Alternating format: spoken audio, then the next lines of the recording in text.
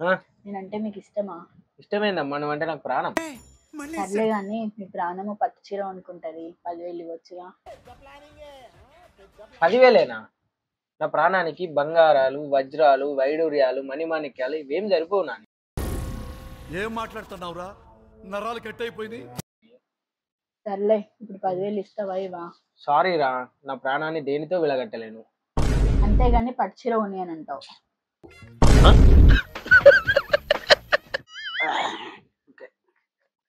అన్నం తిన్నావా? తిన్నా. కర్రీ బాగుందా? నీ మొహంలా ఉంది. అసలు నాకు బుద్ధి లేదు, నీకు రోజు వండి పెడుతున్నా చూడు, బయట తిను, అప్పుడు తెలుస్తుంది ఎంత కష్టపడి వేసినా వేస్టేజ్. దాని మొహం అంత దరిద్రంగా ఉందా? అంతగానం ఫీల్ అవుతాను.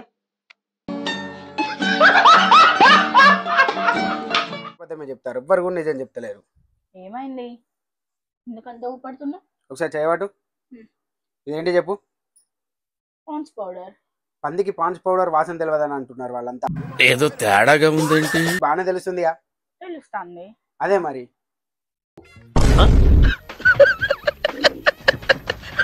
నా బేటా, నేను మేడం చెప్పాలా? ఎప్పుడు మేడం గురించి చదువుతాను, మమ్మీకి చెప్పాలా?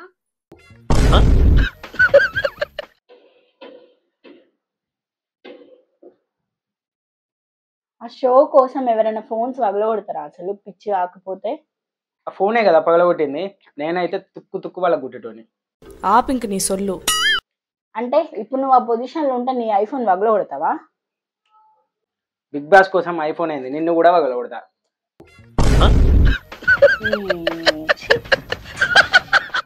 ఇదిగో అమ్మాయిలు, కాస్త ఫోన్లు పక్కన పెట్టండి.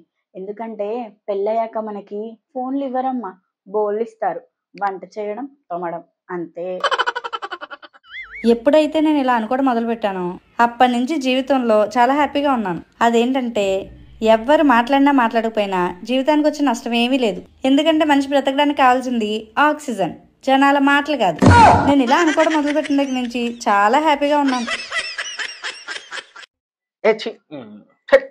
ఏంటి అంత పిచ్చి పిచ్చి చేస్తావు? నాకు డౌట్, దేవుడు దోమని ముందు పుట్టించిండా ఆడవాళ్ళనా? ఎందుకు? అదే ఇద్దరు పోటీ పడి నా రక్తం తాగుతుంటేను.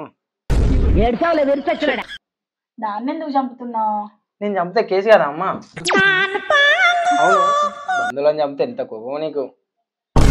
అవును, నాకు తెలియక అడుగుతా, ఇప్పుడు తాగుతావా తర్వాత తాగుతావా? ఏంటి? అదే నా రక్తం. నా గుప్పెట్లో ఏముంది చెప్పు. ఇంకెవరు? నా కొడుకు.